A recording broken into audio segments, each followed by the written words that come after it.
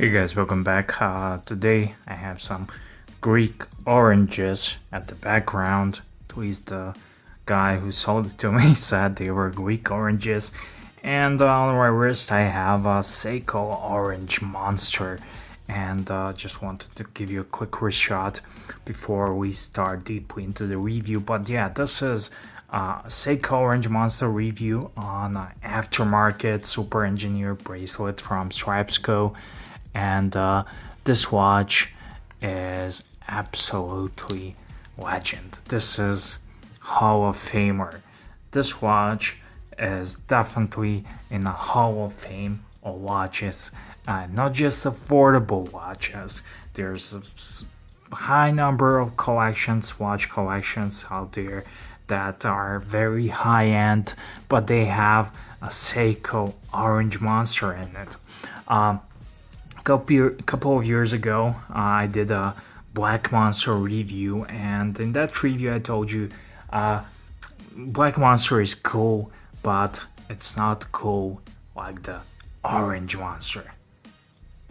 So Orange Monster is not. It has that second kind of cool. It's not a watch that is beautiful, but it's one of those watches that it is a must have if you are a watch collector. It's a must have.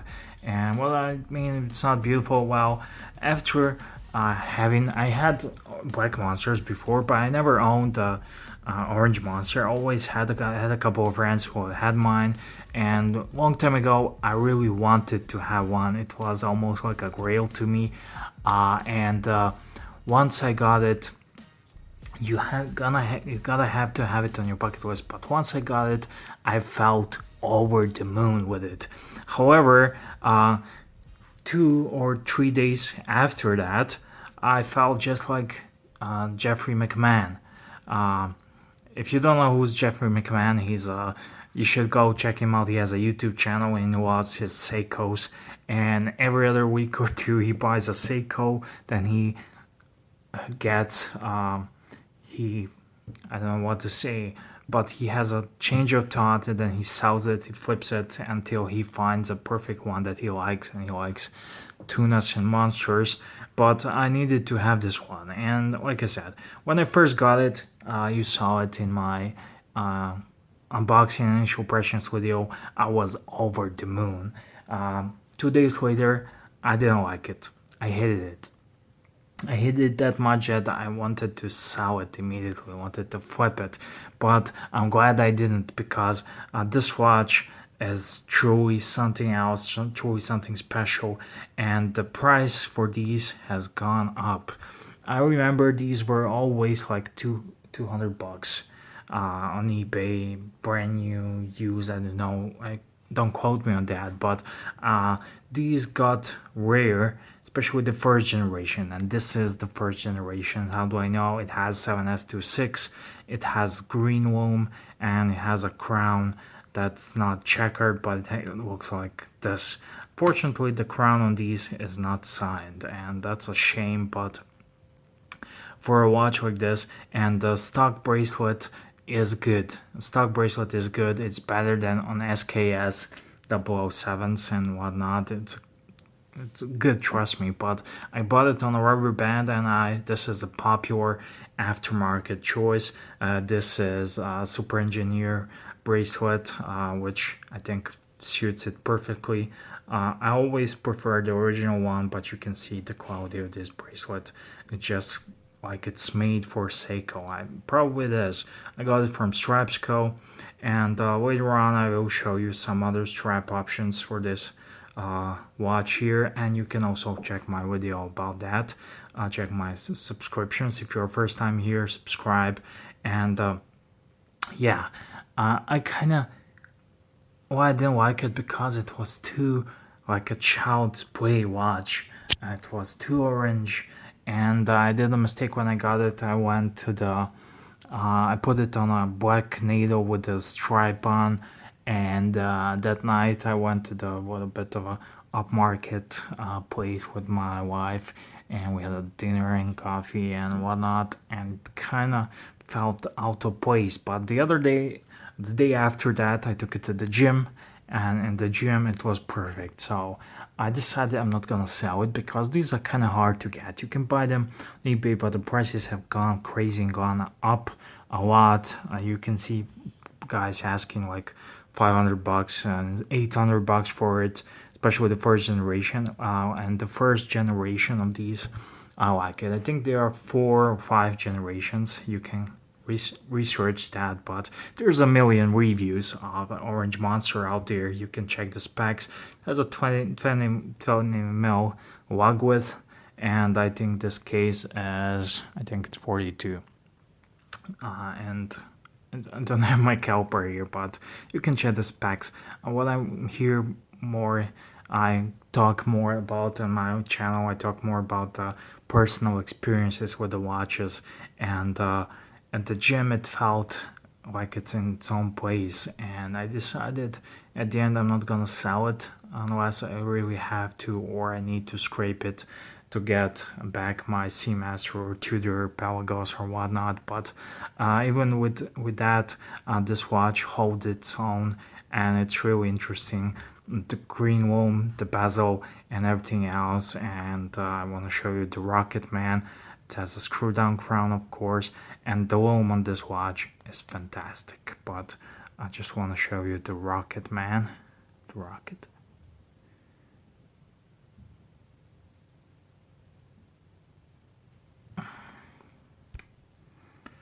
See, this is a thing. When you have a monster, you have a rocket. Check this out. So yeah, it's just an amazing watch, and I got it for 200 bucks, and I think I got a bargain. A couple years ago it would be a normal price, but now I think I got a bargain for that, and I'm really happy with the watch. And if you are a watch collector, if you're a newbie watch collector, you need to have one. You need to have one, and it does not hack. It has a 7S26. If you want a hacking movement, but I don't know what's up with that. You buy a Patek Philippe and you don't get a hacking movement, so I don't really care about that. But yeah, this one does not hack, but the second generation hacks, and has a wide loom. And been talking too much about loom, and I haven't showed you the loom, so let me just charge it a little bit.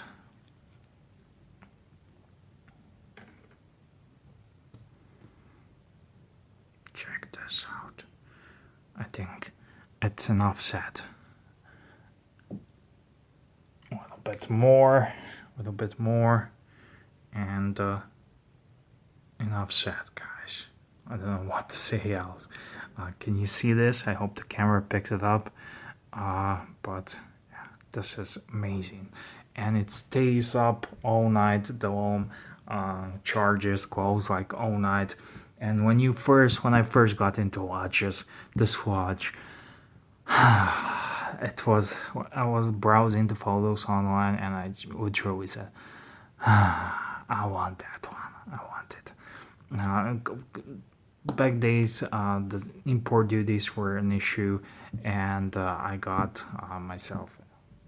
First, I got a Seiko, then I got several SKSs. Then I never really got this one, and now that I got, I'm not gonna let it go. I'm not gonna do Jeff McMahon, man. I'm just gonna hold on to it and wait for the summer.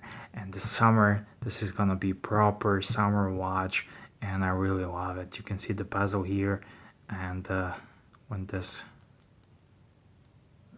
aligns, these grooves, I need to bezel action. It has that half tuna case, has these lugs here, and so it's kind of it's not difficult to turn, but you need to grab it here and here, and there's a limited movement. But I don't care about that because this is a monster, and it's an Orange Monster, and I cannot wait for summer to wear it. and I cannot see myself letting it go this one, just because I wanted it. It was one of my early grails when I learned about watches, and these watches were so popular when they first came out, and they are still popular now. There's a different generations and color combinations, and from the blue ones to the white ones to the black ones to the Dracula ones. But at the end of the day, I like this one the most, and it all comes down to personal preference, whether or not can you live and have an orange watch. But orange diver, orange watch, and the orange eye watch is where it's at. Doxa springs to mind. That's my favorite orange diver, but after Doxa, this one, and the orange dive watches as the most practical dial combination for actual diving, because it's the most visible color when you get deep enough. Of course, this is a 200-meter water resistant, and I'm not gonna go even 20 meters, but yeah, I love it. I love everything about this watch, and it's not something that your wife, your girlfriend, gonna say, "Oh, what a beautiful watch." But it's a dude's watch, it's a man's watch, it's a tool watch, and it's something that every watch collector, especially beginners, if you're just starting out, want to have a collection of cool dive watches, you cannot have this. You have Vostok Amphibia, you have a Seiko SKS, you have Seiko Monster, you have a Citizen NY 004. We need that a nickname for that Citizen Lefty, and I don't know what else, what I'm missing. Write me down in the comment section. And I think these are the best value for money. You get one of these, you get amazing quality. This watch has amazing quality, and you don't pay too much for it. You don't pay too much for it. It's not a homage. It's a bit ugly, but it's like an ugly child. You learn to love it, and it has tons of character. It's like an ugly dog.